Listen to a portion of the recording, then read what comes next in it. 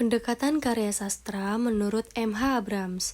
Dalam The Mirror and the Lamp tahun 1971, Abrams mengemukakan teori universe dalam sastra yang mencakup 4 unsur. Yang pertama, karya sastra, pengarang, realitas sosial, dan pembaca. Berdasarkan ini, karya sastra dapat dianalisis melalui 4 pendekatan, yaitu pendekatan ekspresif, pendekatan mimesis, pendekatan pragmatis, dan pendekatan objektif. Pendekatan-pendekatan ini saling berkaitan dan menjelaskan hubungan antara karya sastra dengan pengarang serta pembacanya.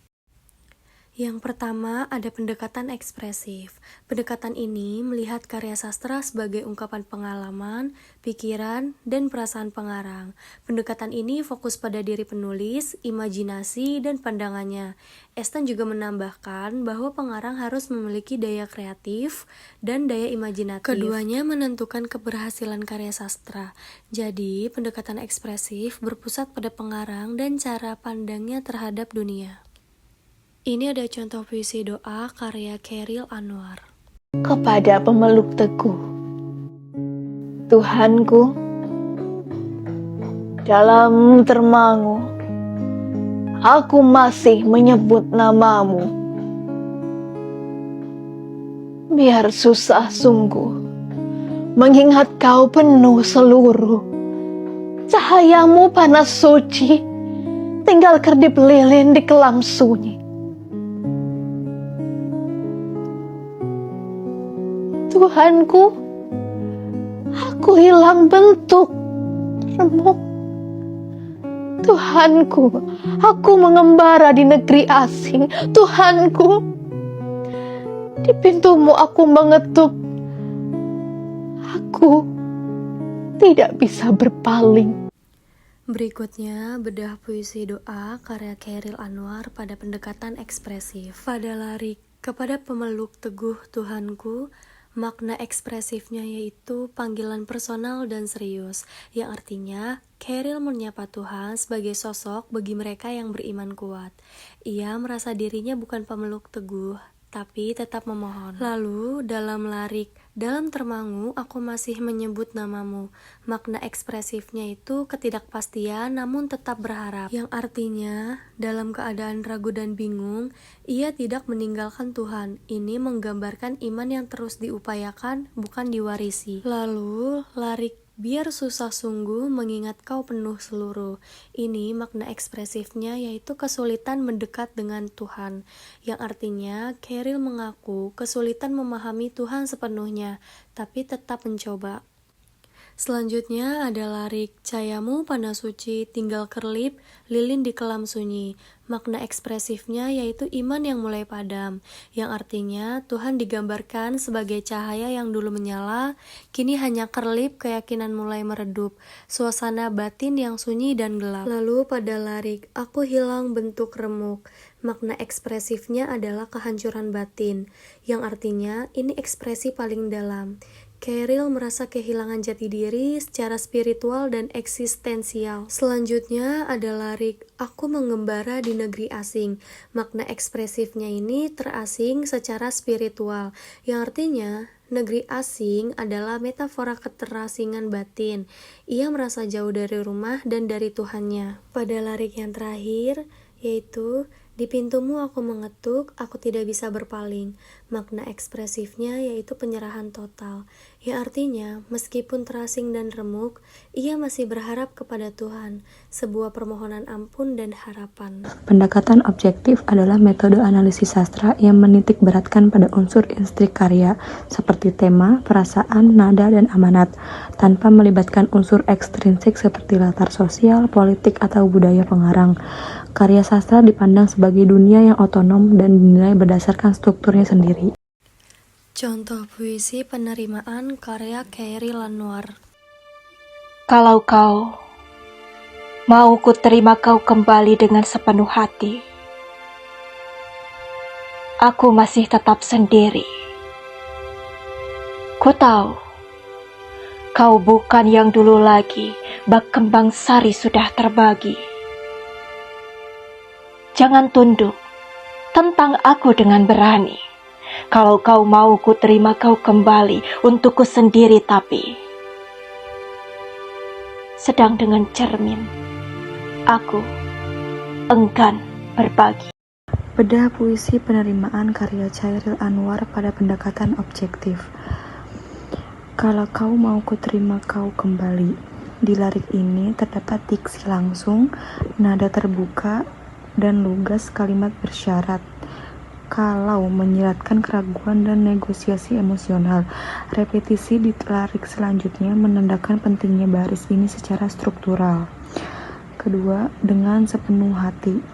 Di lirik ini terdapat frasa tampak lembut dan tulus, namun dalam konteks lirik sebelumnya ini adalah kontras emosional terhadap luka yang akan muncul kemudian, menjadi bentuk ironi internal dalam struktur puisi. Ketiga, aku masih tetap di sini. Di lirik ini terdapat kalimat pendek, bernada tegas dan afirmatif. Struktur lirik ini mendadak menekan membangun kesendirian narator sebagai dasar keputusan. Selanjutnya pada lirik Ku tahu kau bukan yang dulu lagi, pengakuan tentang perubahan, diksi, kau bukan yang dulu mengandung penolakan implisit, penerimaan bersyarat dan tidak sepenuhnya ikhlas. Pada lirik bak kembang sari sudah terbagi, simili puitik kembang sari mengandung makna sensual dan kemurnian. Frasa ini menjadi simbol kehilangan eksusualitas, namun disampaikan dengan bahasa metaforis lembut, daya imagi, visual, dan emosional. Pada lirik jangan tunduk tentang aku dengan berani, nada berubah drastis menjadi imperatif. Tunduk dan berani adalah kontradiksi logis yang menyiratkan tuntutan untuk menatap realitas dengan tegas. Tegangan puitik meningkat. Pada lirik kalau kau mau ku terima kau kembali. Repetisi dari lirik pertama memperkuat intensitas. Dalam struktur puisi, fungsi refrain ini menekankan bahwa siklus emosional narator belum selesai. Pada lirik untukku sendiri tapi, frasa ini membelokkan makna penerimaan. Ada penegasan bahwa penerimaan bukan untuk rekonsiliasi sejati, melainkan untuk pemenuhan ego, diksi, tapi menjadi pergeseran nada. Dan terakhir pada lirik sedang dengan cermin aku enggan berbagi. Metafora dalam cermin, simbol refleksi diri atau kebenaran yang menyakitkan.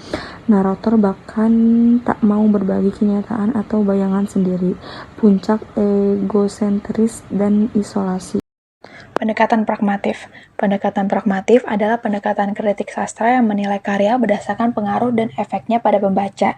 Nah, fokus utamanya adalah bagaimana karya sastra seperti puisi dapat menyampaikan pesan atau tujuan tertentu, seperti nilai pendidikan, moral, atau estetika. Keberhasilan karya diukur dari seberapa baik pesan tersebut dapat diterima dan dapat dirasakan oleh pembaca. Pendekatan ini juga menekankan strategi estetik yang digunakan untuk mempengaruhi pembaca, meskipun setiap pembaca bisa menangkap pesan yang berbeda. Contoh puisi Senja di Pelabuhan Kecil karya Chairil Anwar. Kehidupan aneh di balik jendela. Ada kehidupan yang aneh di balik jendela. Banyak yang menganggapnya sebagai perlintasan perasaan orang-orang putus asa. Di sana, berisi para nelayan dengan takdir lautnya, para pendoa dengan segenap nuraninya, para pendekar dengan genggaman pedang di tangan kirinya, hingga para seniman dengan sepasang sayapnya. Di balik jendela, mereka saling membicarakan keanehan yang saling berburuk sangka. Beda puisi Kehidupan Aneh di Balik Jendela karya Satyanaka Andrin pada pendekatan pragmatik. Pada lirik ada kehidupan aneh di balik jendela, itu dibuka dengan nuansa misterius, memberikan efek penasaran kepada pembaca untuk mengarahkan pembaca mengintip realitas yang jarang terlihat. Selanjutnya pada lirik banyak yang menganggapnya sebagai perlintasan perasaan orang-orang putus asa. Nah, frasa perlintasan perasaan menggambarkan tempat di mana emosi gelap berada di sekeliling. Hal ini juga merupakan bentuk sindiran yang mewakili prasangka sosial umum. Pada Larik, di sana berisi para nelayan dengan takdir lautnya. Kata nelayan dan takdir laut mengajak pembaca untuk memahami hidup yang terikat alam, penuh resiko dan ketidakpastian. Selanjutnya, pada Larik, para pendoa dengan segenap nuraninya menghadirkan dimensi spiritual, memberikan makna bahwa kehidupan rohani pun ada di balik jendela walau dianggap aneh. Pada Larik, para pendekar dengan genggaman pedang di tangan kirinya, simbol tangan kiri menyeratkan kondisi tidak ideal. Mereka tetap berjuang meski dengan keterbatasan. Pada Larik, hingga para seniman dengan sepasang sayapnya.